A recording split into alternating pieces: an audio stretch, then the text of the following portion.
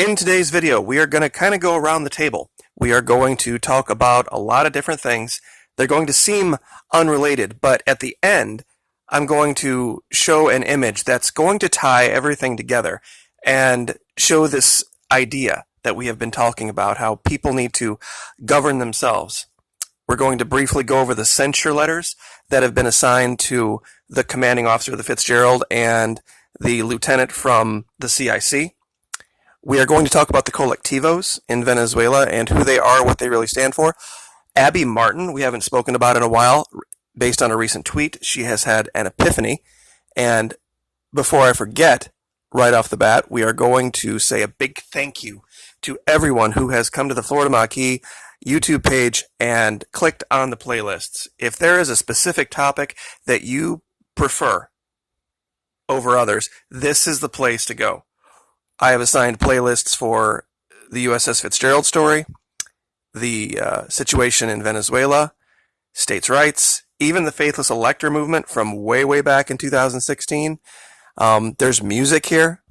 There's, for those of you that are on the pay side, all of the playlists for the special operations training videos, those are here. Just about anything you'd want. It's here, and it's definitely making a difference. It is combating the censorship, the lack of YouTube's willingness to let everyone play on the same field, so to speak. They have come out and said they're going to stop allowing channels like this to be recommended to anyone for any reason. And it's their channel. They can, pardon me, it's their platform. They can do whatever they want. It's just part of what it is. I still feel very thankful to have been able to maintain active status here on YouTube when so many have been deleted and gotten rid of. So without wasting any more time, let's start with Abby Martin. She put out a tweet talking about the Democratic Party and Nancy Pelosi. And for a girl this young, she is incredibly prescient and wise. She is starting to see things that I wish I would have been able to see at that age. I'm far older than she is. But her tweet was, Pelosi has been a gatekeeper to block progressive action my entire adult life. The Democratic Party will never accept the left. We must organize outside the system. We must organize outside the system. Absolutely right. This is the first mental step toward realizing that the problem begins and ends inside the Beltway in Washington, D.C., and there will be no solution there as long as it is controlled by the RNC and the DNC. Period. There is no provision in our Constitution for those parties. They are two criminal entities pretending they are different when they are one, and they have taken it over. We cannot defeat them going at them head on.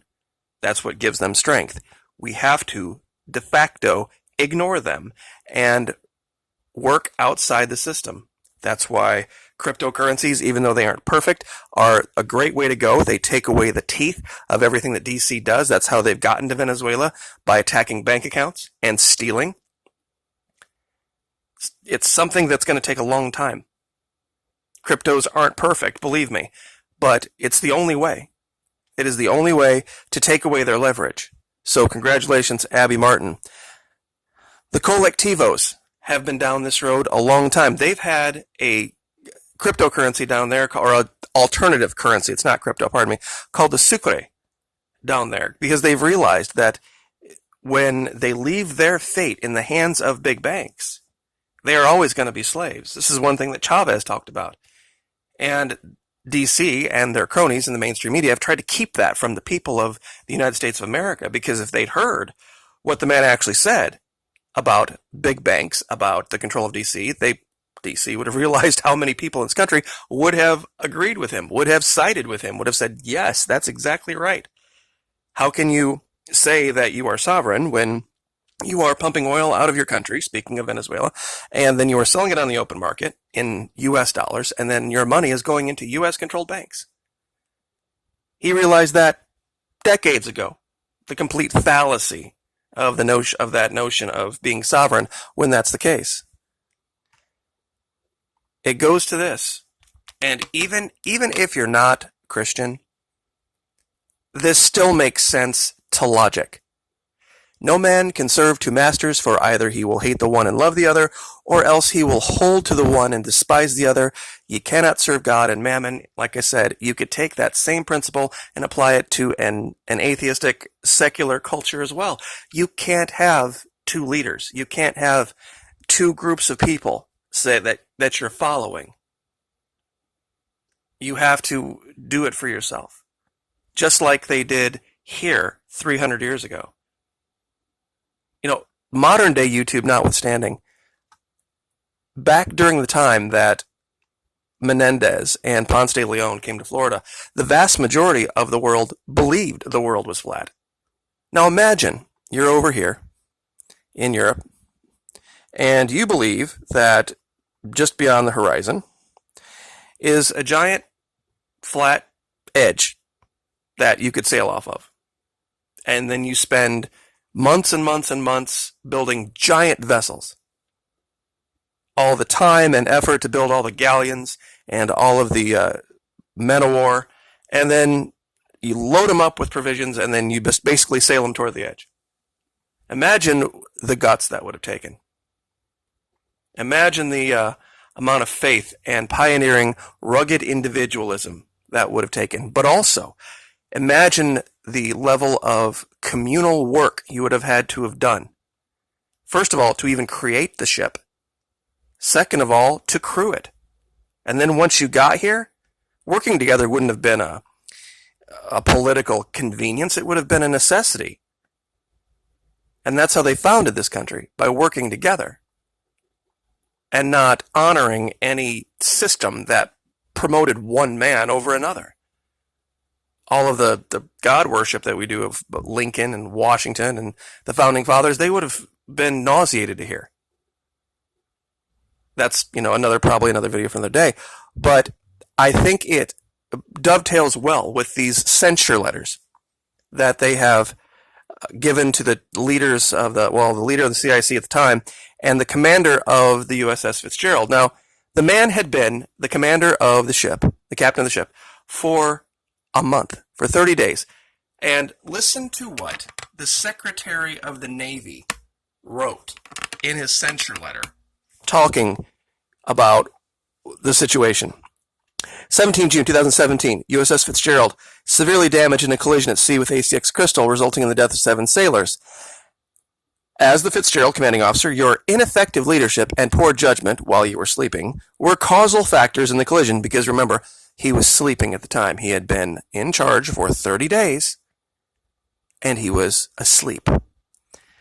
2, per reference A through C, you were entrusted with the lives of the men and women in Fitzgerald. When you accepted command at sea, you accepted this extraordinary responsibility with full knowledge and understanding of its consequences. Despite this great obligation, you failed to meet the most basic responsibilities of a commanding officer at sea. Now, wait a minute. In the report, it says that his specific orders to be woken up under certain circumstances and proximity to certain vessels were not followed. So, which is it? Did he not give the right orders? And then the crew would be absolved for following bad orders? Or did he give good orders and they're blaming the crew of the ship for not following them? They can't make up their mind who they want to blame, how they want to blame them, because they don't want the truth coming out in court. That's why they're not taking them to court. Because the truth would be there is a whole lot more involvement on the part of that ACX Crystal than they're saying. And you can see it in the track. Immediately preceding the collision, you went to your cabin. Yeah, 11 o'clock at night, he went to bed. People do that.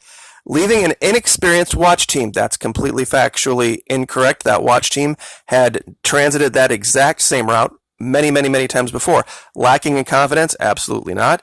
And technical competence? Once again, not the case. In doing so, you disengaged and removed yourself from the tactical control and supervision of your ship. Yeah, that's what you have to do. It's called sleeping. While operating at night, when people sleep, in close proximity to land, it was Japan, and in an area with a high volume of maritime traffic. Once again, the USS Fitzgerald, under Commander Robert Shue, prior to the arrival of Commander Bryce Benson, had run this exact same route more times than they could count. Forget the fact that the ship that hit them was broadcasting using an AIS they couldn't have picked up anyway because it was a Class B, meaning it wasn't broadcasting a powerful enough signal for the Fitzgerald to have picked up. And even at that, they still in the report state that the command crew sighted visually at night a ship that they couldn't pull a radar track on, and that wasn't on the AIS that at one point in the report it says it wasn't on or being used, but then we have a testimony of Lieutenant Arian Woodley who says that it was. See, this is what happens. This is what happens when you politicize the military. And you can go, and I'll link this. Hopefully I can link this and it won't get it demonetized. But basically the same idea with Lieutenant Natalie Combs. Almost virtually the same language. That argues directly with the reason that the U.S. Navy put out in 2017 for the fault of these collisions. They said it was a fleet-wide training issue that the Navy had that caused cross-decking, and there were people that were operating that vessel that didn't know how. It was just beyond logic in ways that was breathtaking, absolutely breathtaking. So either the people in charge of this investigation were serving the truth, or they were serving political expediency. No man can serve two masters. Same thing in Venezuela. Same thing. You can either serve the rich or you can serve the people. One of the two, but you can't do both. And Abby Martin just realized that you can't be a D or an R and have any notion or delusion of serving the people of this country. You cannot be a D or an R and have any delusion of serving the people of this country. Why? Because no man can have two masters. The only decisions that will be made in Washington, D.C. will, number one, have as their goal the continued enrichment and empowerment of the Republican and Democrat Party. No other consideration will be allowed. So I don't care what Tulsi Gabbard says. I don't care what the old guy, the socialist guy, Bernie Sanders says. I don't care what they say. If they are part of the D, and I'm sorry, he caucuses with the D. He's part of, colludes with the D. Or the R, whoever. If they're wearing an R chain, if they're wearing a D chain, they cannot be a solution. Period. End of subject. It just cannot be. And she has, at a very young age, realized this. So kudos to her. I wish a lot more of America would realize this and would have realized it years ago.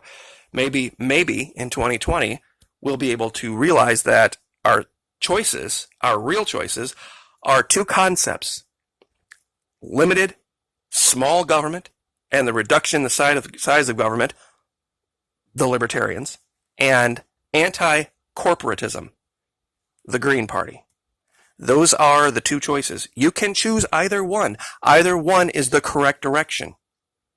The R and the D both are the exact wrong direction to go. And everything that I can show, whether it was Fitzgerald, Venezuela, states' rights, everything proves this. Clear as a bell. There's virtually no story right now that I probably could not drill down and find that the reason it is what it is, if it's a problem, has to do with the R and the D and their desire for corporate power and big government. Take away those two things, and we start to begin to have a solution. But we'll leave that there. I'll bring this up one more time. No man can serve two masters. Period. You guys have a great week. Like, share, subscribe. We'll see you next time.